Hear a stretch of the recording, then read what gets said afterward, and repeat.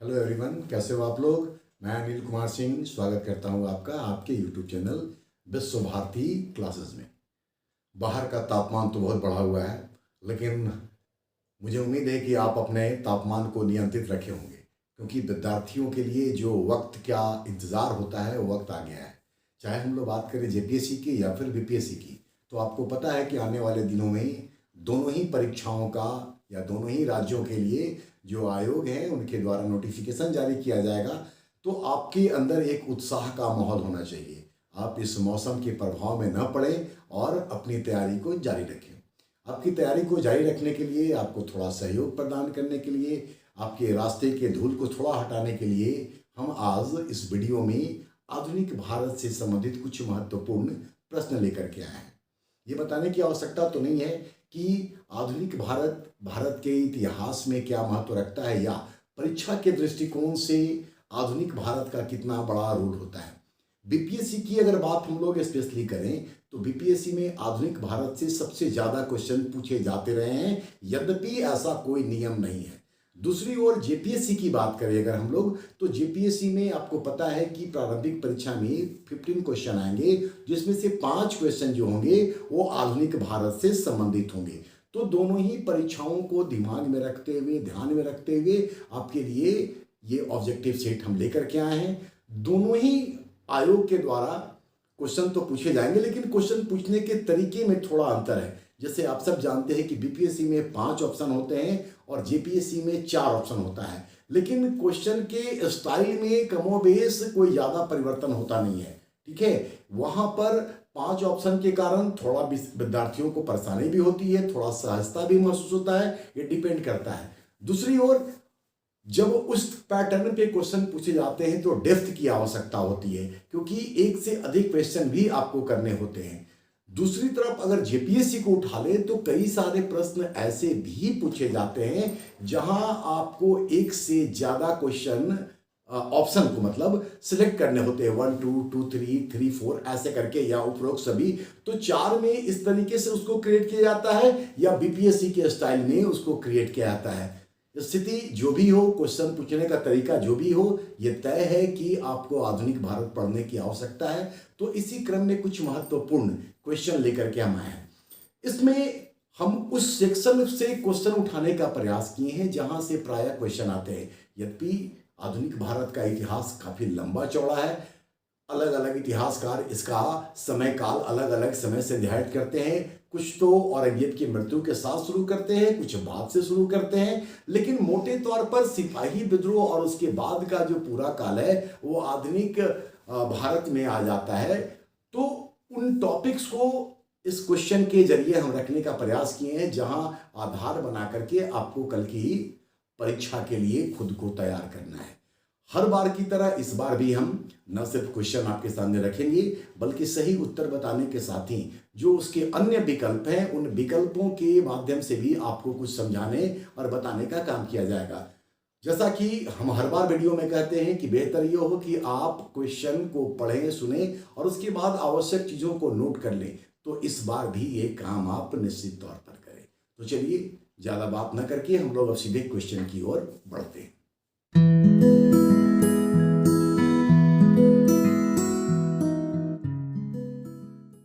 Question number 1 से start करते हैं हम लोग। कुक्का विद्रोह, इसका पीरियड था 1840 से लेकर के 72।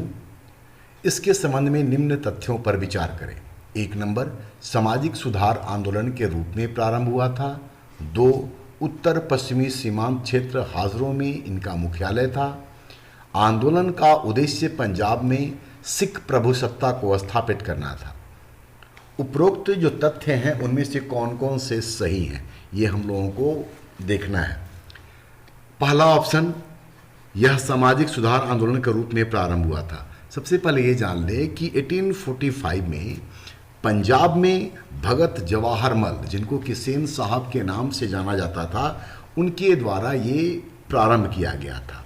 और सिख धर्म में और समाज में जो बुराइयां आ गई थी उसको दूर करना इस आंदोलन का प्रारंभिक उद्देश्य था।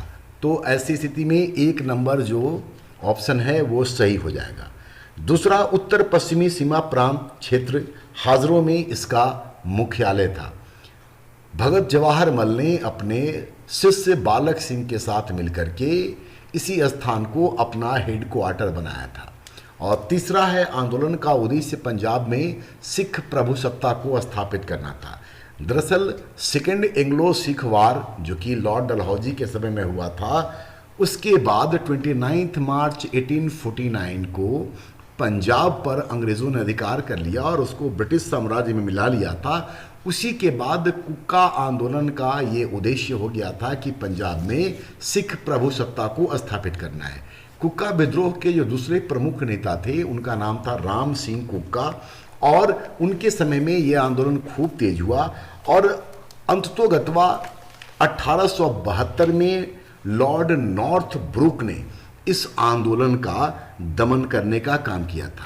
तो सेकेंड एंग्लो सिख वार के बाद या युद्ध के बाद पंजाब को अंग्रेज़ों ने ब्रिटिश राज में मिला लिया था, तो तीसरा उद्देश्य भी शामिल हो गया। तो ऐसी स्थिति में इसका आंसर हो जाएगा 1, 2 और 3, जो कि ऑप्शन सी में है। और यहाँ पर एक बात और जान लें कि जो दूसरा आंग्ल सिख युद्ध हुआ था उसको तोपों का युद्ध भी कहा जाता है। अब हम लोग देखते हैं क्वेश्चन नंबर 2। कांग्रेस के किस अधिवेशन में पहली बार महिलाओं ने भी भाग लिया था? मोटे तौर पर अगर आज़ादी के काल में याद करें तो 3 महिलाओं ने अध्यक्षता की थी। 1917 एनी बेसेंट, फिर 1925 में सरोजनी नायडू और 1933 में नलिनी सेनगुप्ता ने। लेकिन यहाँ क्वेश्चन उससे अलग है। कांग्रेस के किस अधिवेशन में पहली बार महिलाओं ने भाग लिया था? Option A Madras 1887, B Mumbai 1889, C Allahabad 1888, D उपयुक्त में से एक से अधिक और ई उपयुक्त में से कोई नहीं। सबसे पहले इसका सही उत्तर जान लें तो सही उत्तर है इसका बम्बई, जो कि 1889 में हुआ था, ऑप्शन बी। यहाँ पर यह भी जान लें कि 1889 के इस बम्बई अधिवेशन या मुंबई अधिवेशन की अध्यक्षता विलियम बेडर्नबर्न के द्वारा किया गया था और इस अधिवेशन में लिए गए निर्णयों के आधार पर ही लंदन में कांग्रेस की ब्रिटिश कमेटी का गठन हुआ था। विलियम वेडनबर्न कांग्रेस की अध्यक्षता करने वाले दूसरे अंग्रेज अध्यक्ष थे। इसका मतलब कि उनके पहले भी अंग्रेज अध्यक्ष ने कांग्रेस अधिवेशन की अध्यक्षता की थी। दरअसल 4 लोग थे जिन्होंने अध्यक्षता की थी, जिसमें से विलियम वेडनबर्न 2 बार अध्यक्षता करने वाले व्यक्ति थे। एक बार तो आपके सामने ऑप्शन में है कि जब उन्होंने इसकी अध्यक्षता की, और दूसरी बार 1910 में इलाहाबाद में भी विलियम वेडनबर्न के द्वारा कांग्रेस की अध्यक्षता की गई थी। और ये विलियम वेडनबर्न वही व्यक्ति हैं जिन्होंने A.O. ह्यूम की जीवनी लिखने का काम किया था। जो अन्य अंग्रेज कांग्रेस अधिवेशन के अध्यक्ष रहे हैं उनके विषय में भी जान लें। सबसे पहले ये अध्यक्षता किया गया था जॉर्ज यूल के द्वारा, जो कि इलाहाबाद में हुआ था 1888 में, जो आपके ऑप्शन सी में भी मेंशन्ड है। तो 1888 में उनके द्वारा किया गया। फिर विलियम वेडनबर्न ये दूसरे थे। इसके बाद 1894 में मद्रास अधिवेशन हुआ जहां अल्फ्रेड वेब ने किया, और चौथा 1904 में बंबई में हुआ जिसके कि अध्यक्ष थे हेनरी कॉटन। तो George Yule, William Wedderburn, Alfred Webb और हेनरी कॉटन, ये 4 अंग्रेज थे जिन्होंने कांग्रेस की अध्यक्षता की। और जैसा कि मैंने आपको पहले बताया कि विलियम वेडनबर्न 2 बार कांग्रेस की अध्यक्षता करने वाले एकमात्र अंग्रेज थे। बाकी ऑप्शन के विषय में भी थोड़ी बहुत जानकारी जो महत्वपूर्ण है वो हम लोग जान लेते हैं। ऑप्शन ए को देखिए, मद्रास 1887। इस अधिवेशन की अध्यक्षता बदरुद्दीन तैयब जी के द्वारा की गई थी, जो कि कांग्रेस की अध्यक्षता करने वाले पहले मुस्लिम व्यक्ति थे। इसी अधिवेशन में कांग्रेसी बनों का नारा दिया गया था और आम जनता से भारतीय राष्ट्रीय कांग्रेस में शामिल होने की अपील की गई थी। इस अधिवेशन की एक महत्वपूर्ण बात यह भी थी कि इसी अधिवेशन में A.O. ह्यूम के विरोध के बावजूद आर्म्स एक्ट, जो कि लॉर्ड लिटन के समय में 1878 में पारित हुआ था, उसके खिलाफ प्रस्ताव भी रखा गया था। जबकि सी ऑप्शन को देखें, इलाहाबाद 1888, इसके अध्यक्ष जैसा कि मैंने अभी आपको बताया जॉर्ज यूल थे। इस अधिवेशन को या इस अधिवेशन का विरोध करने वाले दो प्रमुख भारतीयों में सर सैयद अहमद खां और बनारस के राजा सितारे हिंद भी शामिल थे, जो कि इस अधिवेशन का विरोध कर रहे थे। लाला लाजपत राय इलाहाबाद अधिवेशन में ही पहली बार कांग्रेस अधिवेशन में शामिल हुए थे और यहां उन्होंने हिंदी में भाषण भी दिया था। अधिवेशन में कांग्रेस का यह संविधान तय हुआ कि अगर किसी प्रस्ताव पर अधिकांश जो मुस्लिम सदस्य हैं अगर वो उसका विरोध करते हैं तो ऐसा प्रस्ताव पारित नहीं किया जाएगा या वैसे प्रस्ताव को अस्वीकार कर दिया जाएगा। तो इसका सही उत्तर था 2 का बी। अब देखते हैं 3 नंबर। स्वदेशी एवं बहिष्कार आंदोलन, जो कि 1905 बंगभंग आंदोलन के बाद का है, इस आंदोलन का मद्रास में नेतृत्व किसने किया था? Option A Subramaniam Iyer, B T M. Nayak, C Swami Shraddhanand, D उपयुक्त में से एक से अधिक और उपयुक्त में से कोई नहीं। सबसे पहले सही उत्तर जान ले। तो सही उत्तर है इसका डी, क्योंकि यहां पर एक से अधिक लोगों ने स्वदेशी और बहिष्कार आंदोलन का मद्रास में नेतृत्व किया था। ये जो इसका नेतृत्व मद्रास में कर रहे थे उसमें एक नाम सुब्रमण्यम अय्यर का है, दूसरा नाम टी.एम. नायक का है। इसके अलावा आप ये भी जान ले कि चिदम्बरम पिल्लई ने भी मद्रास में इसका नेतृत्व प्रदान किया था, जबकि स्वामी श्रद्धानंद इन्होंने पंजाब में बहिष्कार आंदोलन या स्वदेशी और बहिष्कार आंदोलन का नेतृत्व किया था। और स्वामी श्रद्धानंद के अलावा अजीत सिंह, लाला लाजपत राय, जयपाल और गंगाराम जैसे लोग भी थे जिन्होंने पंजाब और उत्तर प्रदेश के क्षेत्र में इस आंदोलन में अपना नेतृत्व प्रदान करने का काम किया था। तो इसका सही उत्तर है डी, उपयुक्त में से एक से अधिक। मेरा उद्देश्य आपको इंफॉर्मेशन देना भी है, इसीलिए बाकी ऑप्शन के साथ ही जैसे कि चिदम्बरम पिल्लई ये भी बताने का काम किया गया ताकि वो भी नाम आप अपने लिस्ट में जारी कर लें कि मद्रास में इसका नेतृत्व करने वालों में वो भी शामिल है। क्वेश्चन नंबर 4 को देखते हैं हम लोग। स्वदेशी एवं बहिष्कार आंदोलन के संबंध में निम्न में से कौन कौन सा कथन सही है? स्वदेशी और बहिष्कार से लगातार 2 क्वेश्चन है। ये इस ओर इशारा कर रहा है कि बंगभंग आंदोलन के बाद जो आंदोलन हुआ या बंगभंग आंदोलन जो हुआ वो बड़ा ही इम्पॉर्टेंट है, क्योंकि प्रायः यहाँ से क्वेश्चन पूछे जाते हैं। तो ये टॉपिक आपके लिए बड़ा महत्वपूर्ण है, न सिर्फ प्रारंभिक परीक्षा के दृष्टिकोण से बल्कि मुख्य परीक्षा में भी। इसीलिए लगातार 2 क्वेश्चन यहाँ से आपके लिए रखा गया है। खैर, अब हम लोग देखते हैं कि ऑप्शन एक में लिखा हुआ है सद्गुरुदास बनर्जी ने राष्ट्रीय शिक्षा परिषद का गठन किया। यहां आपको बता दें कि यह बात बिल्कुल सही है कि सद्गुरुदास बनर्जी के द्वारा ही स्वदेशी का प्रचार के लिए राष्ट्रीय शिक्षा परिषद का गठन 15 अगस्त 1906 को किया गया था। नंबर 2, कार्लाइल सर्कुलर इसी आंदोलन के समय में जारी किया गया था। ये बात भी सही है कि कार्लाइल सर्कुलर इसी समय जारी किया गया था।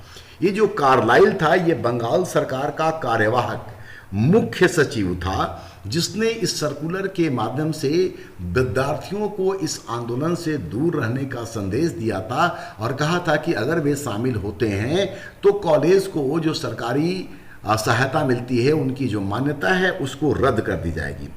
कार्लाइल सर्कुलर के विरोध में एंटी सर्कुलर सोसाइटी का गठन किया गया, जिसके सचिव बनाए गए थे सचिंद्र प्रसाद बसु। ठीक है। और ऑप्शन 3 को देखें, बंगाल केमिकल्स स्टोर्स की स्थापना सत्येंद्र नाथ बोस के द्वारा की गई।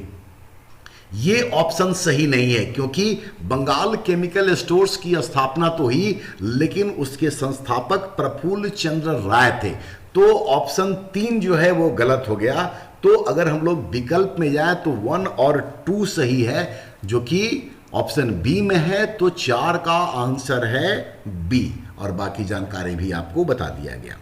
नेक्स्ट क्वेश्चन के लिए रेडी हो जाएं। क्वेश्चन नंबर 5, लॉर्ड क्लाइव के समय जब बंगाल में द्वैध शासन लगाया गया उस समय बंगाल का नवाब कौन था? मीर जाफर, मीर कासिम, नजमुद्दौला, और फिर जैसा कि डी और ई में होता है वो ऑप्शन भी आपके सामने मौजूद है।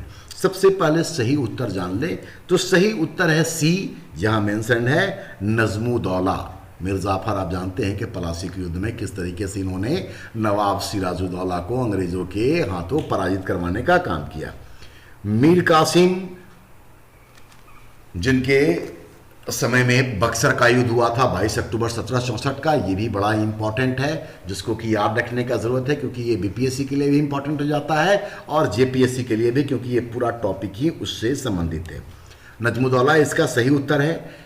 आप ये भी जान लें कि द्वैध शासन जो था ये 1767 में लॉर्ड क्लाइव के समय में लगाया गया था और 1772 में वारेन हेस्टिंग्स के समय में समाप्त किया गया था। लेकिन इस पूरे पीरियड में क्लाइव और वारेन हेस्टिंग्स के बीच में दो और गवर्नर थे जो कि द्वैध शासन के काल में बंगाल को संभालने का काम करते थे।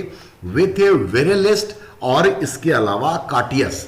ये दो और गवर्नर थे जो द्वैध शासन के दौरान मौजूद थे। द्वैध शासन को कहा जाता है पावर विदाउट रिस्पॉन्सिबिलिटी और रिस्पॉन्सिबिलिटी विदाउट पावर। ये चीज़ जो आया था बेसिकली 1765 के इलाहाबाद संधि के बाद लॉर्ड क्लाइव ने अपनाया था। इसमें प्रशासन का अधिकार जो था वो नवाब के पास था, प्रशासन मतलब निजामत का अधिकार नवाब के पास था, और दीवानी अधिकार मतलब कि राजस्व वसूली का अधिकार जो था वो अंग्रेजों ने अपने हाथ में रखा था। इसीलिए इसको बोलते हैं पावर विदाउट रिस्पॉन्सिबिलिटी और रिस्पॉन्सिबिलिटी विदाउट पावर, दोनों एक दूसरे से बिल्कुल विपरीत थे। यहाँ पर एक और बड़ा महत्वपूर्ण स्टेटमेंट है और वो स्टेटमेंट है के.एम. पन्नीकर का। उन्होंने बंगाल के द्वैध शासन को डाकुओं का राज्य कहा था। के.एम. पन्नीकर ने बंगाल के द्वैध शासन को डाकुओं का राज्य कहा था। अब आते हैं हम लोग क्वेश्चन नंबर 6 पर। लॉर्ड कर्जन और उसके पहले वारेन हेस्टिंग्स क्लाइव, ये इस ओर इशारा कर रहा है कि भारत के महत्वपूर्ण गवर्नर जनरल या फिर वायसराय, उनके विषय में भी आप अपने आप को तैयार कर लें, क्योंकि वहाँ से भी क्वेश्चन पूछे जाने की संभावना होती है। और अगर प्रीवियस एग्जाम के आप क्वेश्चन देखेंगे तो यहाँ से क्वेश्चन प्रायः पूछे जाते रहे हैं। इसीलिए ये सेक्शन भी मैंने एक ऑब्जेक्टिव के तौर पर आपके सामने रखने का काम किया है। तो लॉर्ड कर्जन के समय के संबंध में निम्नलिखित में से कौन कौन सा कथन सही है? ऑप्शन को देख लें। 1 नंबर पे लिखा हुआ है सर्वाधिक रेल लाइनों का विस्तार, ये काम लॉर्ड कर्जन के समय में ही किया गया। दूसरा है सैनिकों के लिए किचनर टेस्ट का आयोजन, ये भी सही है। किचनर जो थे वो सैन्याध्यक्ष बन करके आए थे, लेकिन बाद में लॉर्ड कर्जन के साथ इनका विवाद हुआ, क्योंकि किचनर को लॉर्ड कर्जन अपने अधीन मानने का काम करता था और किचनर इसके लिए तैयार नहीं थे, तो इनके बीच में इस कारण से डिस्प्यूट भी था। तीसरा है अपराध गुप्तचर विभाग मतलब सीआईडी की स्थापना, तो ये तीनों ही लॉर्ड कर्जन के समय में हुए थे। दरअसल लॉर्ड कर्जन भारत में सबसे अलोकप्रिय गवर्नर जनरल था, लेकिन साथ ही साथ या वायसराय था साथ ही साथ उसके समय में बहुत सारे ऐसे काम किए गए हैं जो कि परीक्षा के दृष्टिकोण से आपके लिए अत्यंत महत्वपूर्ण है। तो कुछ ऐसे ही इंपॉर्टेंट कार्य जो लॉर्ड कर्जन के समय में किए गए हैं उसकी एक सूची हम आपको प्रोवाइड कर रहे हैं, आप चाहें तो इसको नोट कर लें। जैसे कि कलकत्ता का विक्टोरिया मेमोरियल, ये लॉर्ड कर्जन के समय में। प्राचीन स्मारक संरक्षण अधिनियम 1904 में, ये भी लॉर्ड कर्जन के समय में ही निर्मित हुआ था। इसके अलावा लॉर्ड कर्जन के समय में एंड्रयू फ्रेजर की अध्यक्षता में पुलिस आयोग का गठन किया गया था। 1904 में भारतीय विश्वविद्यालय अधिनियम पारित की गई थी। रॉबर्टसन के नेतृत्व में या अध्यक्षता में रेल आयोग गठित किया गया था। थॉमस रेले की अध्यक्षता में विश्वविद्यालय आयोग हुआ था गठित। कृषि बैंक की स्थापना की गई थी। पूसा जो कृषि विश्वविद्यालय है भारत का आज बड़ा ही महत्वपूर्ण विश्वविद्यालय, ये भी लॉर्ड कर्जन के समय में हुआ। रेलवे बोर्ड का गठन किया गया था। साम्राज्यीय कृषि विभाग मतलब इंपीरियल एग्रीकल्चर डिपार्टमेंट ये भी एस्टेब्लिश किया गया था। और इसके अलावा सैन्य प्रशिक्षण कॉलेज की भी स्थापना लॉर्ड कर्जन के समय में हुई थी। और बंगाल विभाजन वाला घटना तो आप सबको निश्चित तौर पर पता है, ठीक है। तो इतने सारे काम हुए। तो चूंकि इस क्वेश्चन का उद्देश्य ही हमारा आपको इंफॉर्मेशन देना था, इसलिए 1, 2 और 3 ये तीनों ही सही हैं, मतलब कि आपका सही उत्तर है सी। क्वेश्चन नंबर 7 को देखें। रेगुलेटिंग एक्ट, सबसे पहले ये जान लें कि ब्रिटिश संसद के द्वारा भारतीय प्रशासन से संबंधित जो पहला अधिनियम पारित किया गया था वो था रेगुलेटिंग एक्ट। तो रेगुलेटिंग एक्ट 1773 के तहत 1774 में सुप्रीम कोर्ट की स्थापना किसके समय में हुआ था? सबसे पहले ये जान ले कि ये सुप्रीम कोर्ट जो यहां इस क्वेश्चन में है वो वर्तमान सुप्रीम कोर्ट नहीं है। वर्तमान दिल्ली वाली सुप्रीम कोर्ट की स्थापना गवर्नमेंट ऑफ इंडिया एक्ट 1935 के तहत फेडरल कोर्ट के नाम से की गई थी। ये जो क्वेश्चन में है ये कलकत्ता का सुप्रीम कोर्ट था जो रेगुलेटिंग एक्ट के तहत 1774 में एस्टेब्लिश हुआ था। इस समय कौन था भारत का गवर्नर या गवर्नर जनरल? तो भारत का नहीं, उस समय भारत के नहीं था, बंगाल का। लॉर्ड कॉर्नवालिस, वारेन हेस्टिंग्स और लॉर्ड क्लाइव इसके ऑप्शन हैं और इसका सही उत्तर है वारेन हेस्टिंग्स। वारेन हेस्टिंग्स के समय में ही यह एक्ट पारित हुआ था और सुप्रीम कोर्ट की स्थापना की गई थी। इस कोर्ट में जो इसका जो जुरिडिकेशन था वो बंगाल के आसपास का क्षेत्र था और बंगाल से बाहर के केस को तभी एडमिट किया जाता था जब दोनों ही पक्षकार जो उस केस से जुड़े हुए हों अगर इसके लिए तैयार हों तो, अन्यथा बंगाल और उसके आसपास का क्षेत्र ही इस सुप्रीम कोर्ट में अपील होता था या फिर दायर किया जाता था। इसके पहले जो चीफ जस्टिस थे उनका नाम था एलिजा इम्पे। वारेन हेस्टिंग्स के संदर्भ में कुछ और बातें जान ले, जैसे कि एक बात बड़ा महत्वपूर्ण है कि वारेन हेस्टिंग्स एकमात्र ऐसा गवर्नर या गवर्नर जनरल या वायसराय रहा है जिसके ऊपर की ब्रिटिश संसद में महाभियोग चलाया गया था। तो वारेन हेस्टिंग्स ये भी याद रखें। वारेन हेस्टिंग्स के समय में 5 शुल्क गृह की स्थापना भारत में की गई थी, कलकत्ता, हुगली, ढाका, पटना और मुर्शिदाबाद में, ठीक है। इसके अलावा भू राजस्व का संग्रहण जो था वो वारेन हेस्टिंग्स के समय में ठेकेदारी के माध्यम से होता था और इसके लिए उसने 5 वर्षीय व्यवस्था कर रखी थी। वारेन हेस्टिंग्स के समय में ही बोर्ड ऑफ रेवेन्यू का गठन किया गया और साथ ही राजकोष को मुर्शिदाबाद से कलकत्ता स्थापित किया गया। साथ ही बंगाल की राजधानी जो उस समय मुंगेर हुआ करती थी, जो कि मीर कासिम के समय में बनाई गई थी, उसको मुंगेर से कलकत्ता वापस लाया गया या राजधानी को शिफ्ट किया गया। वारेन हेस्टिंग्स के समय में ही हिंदू और मुसलमानों के लिए हिंदू और मुस्लिम कोड का भी निर्माण किया गया था। तो वारेन हेस्टिंग्स के समय में कई सारे महत्वपूर्ण कार्य किए गए थे और उसी के समय में सुप्रीम कोर्ट जो 1774 में था वो भी एस्टेब्लिश हुआ था। कॉर्नवालिस के विषय में भी थोड़ी सी बात जान ले हम लोग। कॉर्नवालिस के समय में 4 सर्किट कोर्ट का निर्माण किया गया था, भ्रमण कोर्ट, ठीक है, जिसमें कि 3 बंगाल में थे और 1 बिहार में था। इसके अलावा न्यायिक व्यवस्था में सुधार करते हुए प्रत्येक जिला में एक दीवानी अदालत मतलब कि सिविल कोर्ट की स्थापना की गई थी।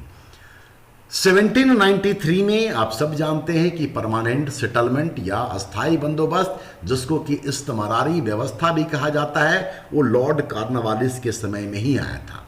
कॉर्नवालिस चूंकि जमींदार घराने से था इसलिए उसने उच्च पदों पर भारतीयों की नियुक्ति को रद्द कर दिया था। तो उसकी जो सामंतवादी मानसिकता थी उसके कारण से उसने भारतीयों को उच्च पदों पर नियुक्त होने से रोक दिया था। कॉर्नवालिस कोड का निर्माण भी उसी के समय में हुआ 1793 में।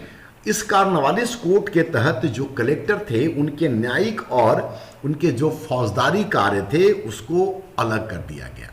जबकि लॉर्ड क्लाइव सी ऑप्शन को देखें, भारत में ब्रिटिश राज्य का इसको वास्तविक संस्थापक माना जाता है, जो कि एक मामूली क्लर्क की हैसियत से आया था, लेकिन 1751 में अर्काट के घेरे के बाद से इसका प्रभाव बहुत बढ़ा और ये ब्रिटिश राज्य का संस्थापक के तौर पर स्थापित हो गया। खैर, लॉर्ड क्लाइव के समय में ही श्वेत विद्रोह हुआ था भत्ता या अलावेंसेस को लेकर के, और ये जो विद्रोह हुआ था ये मुंगेर और इलाहाबाद के जो अंग्रेज सैनिक थे उनके द्वारा किया गया था। लॉर्ड क्लाइव के समय में ही द्वैत शासन की स्थापना हुई, अभी थोड़ी देर पहले भी आपको बताया गया, और ये भी बताया थे कि इलाहाबाद की संधि भी इसी के समय में हुई थी। शाह आलम सेकंड मुगल बादशाह और इसके अलावा अवध के नवाब शुजा-उद-दौला से। लॉर्ड क्लाइव के विषय में बहुत बड़ी बड़ी बातें भी कही गई है, जैसे कि कर्जन ने कहा था कि अंग्रेज जाति में यह महान आत्मा था। कर्जन ने क्लाइव के संदर्भ में कहा कि अंग्रेज जाति में यह महान आत्मा था। इसके अलावा उसको स्वर्ग से उतरा हुआ जनरल कहा जाता है, उसको भविष्य का अग्रदूत कहा जाता है। तो बड़ी बड़ी उपाधियों से उसको नवाजा भी गया था लॉर्ड क्लाइव को। तो बाकी ऑप्शन के विषय में भी मैंने आपको बताया, ये एरिया भी आप ध्यान से याद रखेंगे, क्योंकि क्वेश्चन में गवर्नर जनरल से लगातार हम प्रश्न पूछ रहे हैं, मतलब ये एरिया आपको कवर करना है। अब हम लोग आते हैं नेक्स्ट क्वेश्चन की ओर। Question number 8, Jyotiba Phule. सबसे पहले ये जान लें कि पश्चिम भारत में दलित जातियों के या दलित वर्गों के उत्थान के लिए सबसे पहले आंदोलन ज्योतिबा फुले के द्वारा ही चलाया गया था, जो कि माली जाति से संबंधित थे। यहाँ पर क्वेश्चन ये है कि उनकी कौन सी रचना नहीं है। तो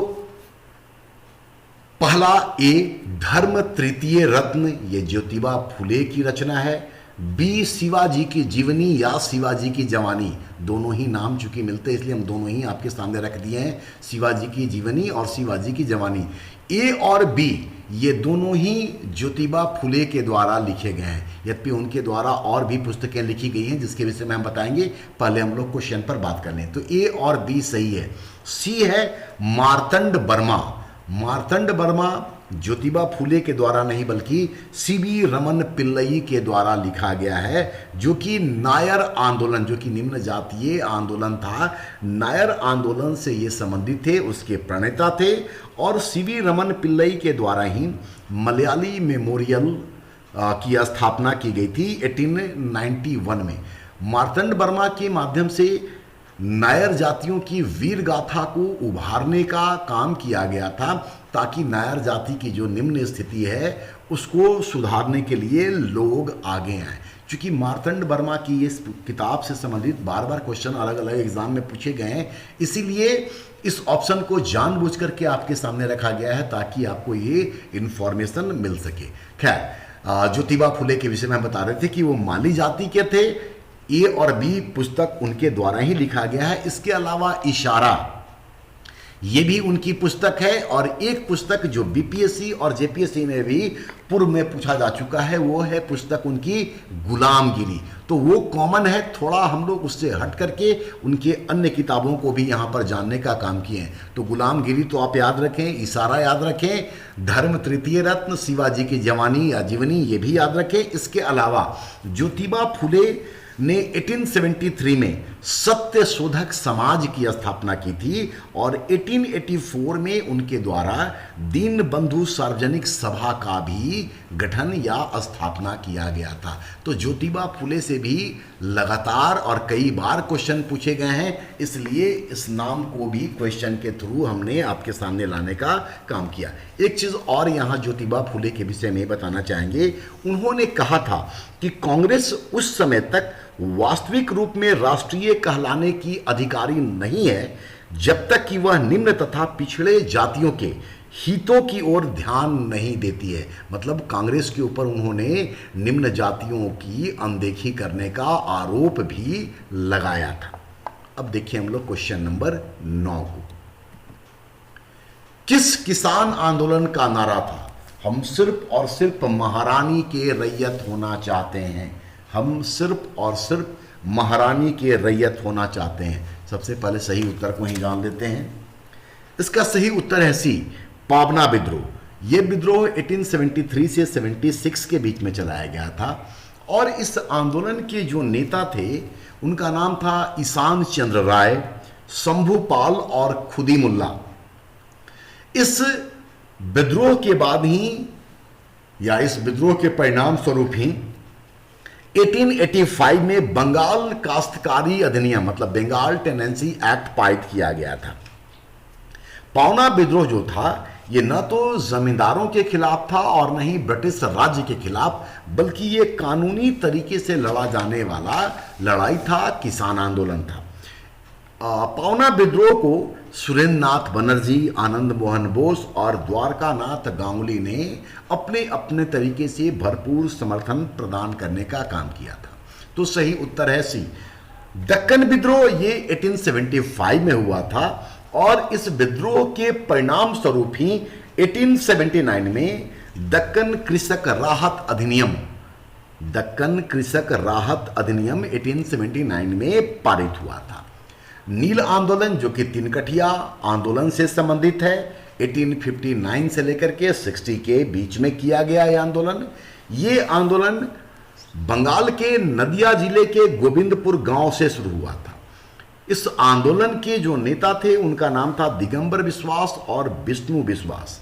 इस आंदोलन को समर्थन देने के लिए दीनबंधु मित्रा ने नील दर्पण नाटक का विमोचन किया और मंचन किया और उसके माध्यम से उन्होंने नील किसानों की स्थिति को उभारने का, दिखाने का, प्रदर्शित करने का काम किया था। साथ ही साथ हरिश्चंद्र मुखर्जी जिन्होंने हिंदू पैट्रियोट का संपादन किया है, उन्होंने भी अपने अखबार में इन किसानों के संघर्ष और स्थिति को लगातार छापने का काम किया।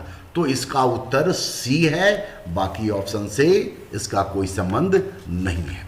Question number 10, Gandhi ji, freedom movement हो, आधुनिक भारत की बात हो और गांधी जी को इग्नोर किया जाए क्वेश्चन के थ्रू भी, ये कदापि संभव नहीं है। इसलिए एक क्वेश्चन गांधी जी से भी, क्योंकि गांधी जी से अमूमन जो सामान्य से बातें हैं या उनके जो आंदोलन हैं वो तो अपने जगह में इंपॉर्टेंट हैं ही, कुछ अलग से हट के क्वेश्चन देखा जाए तो उसी क्रम में है कि गांधी जी ने स्थापित किया था तालीमी संघ, ये सही है। बहिष्कृत हितकारिणी सभा, ये बेसिकली अंबेडकर का है जो 1924 में एस्टेब्लिश किया गया था। तो बी आंसर इसमें शामिल नहीं है। बहिष्कृत हितकारिणी सभा जैसा कि मैंने बताया अंबेडकर के द्वारा गठित किया गया था। अंबेडकर ने बहिष्कृत भारत और जनता नाम से अखबार का भी संपादन किया था। सी ऑप्शन देखिए, ग्राम उद्योग संघ, ये भी गांधी जी के द्वारा स्थापित था। तो ऐसी स्थिति में ए और सी सही है।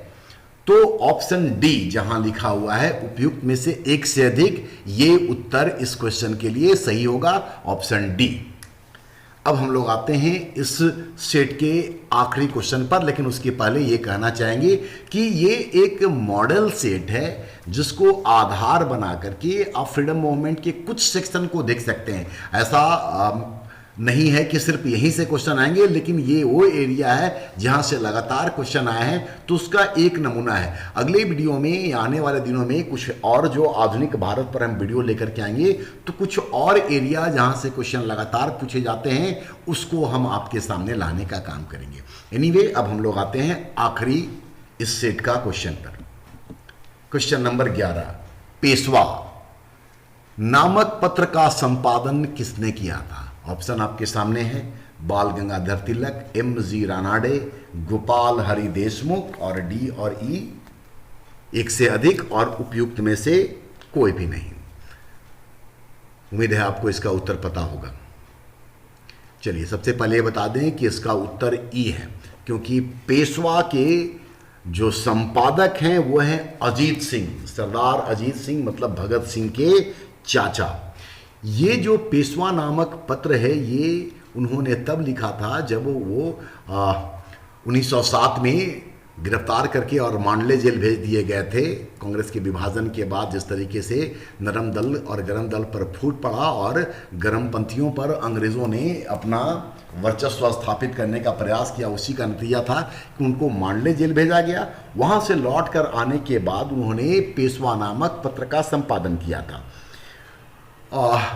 अजीत सिंह के द्वारा भारत माता समाज का भी स्थापना किया गया है और साथ ही साथ उन्होंने अंजुमन ए महिबाने वतन, जिसको कि संक्षिप्त में हम लोग महिबाने वतन कहते हैं, ये भी उन्हीं से संबंधित है।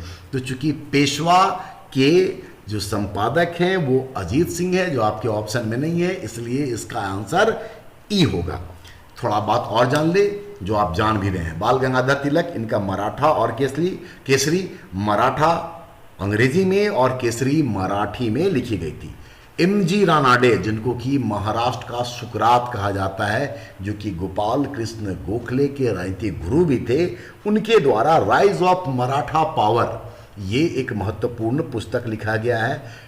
साथ ही उन्होंने सार्वजनिक सभा नाम से समाचार पत्र का भी संपादन किया और डेक्कन एजुकेशन सोसाइटी की स्थापना भी एम.जी. रानाडे के द्वारा की गई थी। जबकि गोपाल हरि देशमुख, इनसे संबंधित क्वेश्चन बीपीएससी में जहाँ तक मुझे याद आता है 1 या 2 बार निश्चित तौर पर पूछा गया है कि इनका उपनाम क्या था। तो इनका नाम था लोकहितवादी। तो गोपाल हरि देशमुख को लोकहितवादी कहते थे।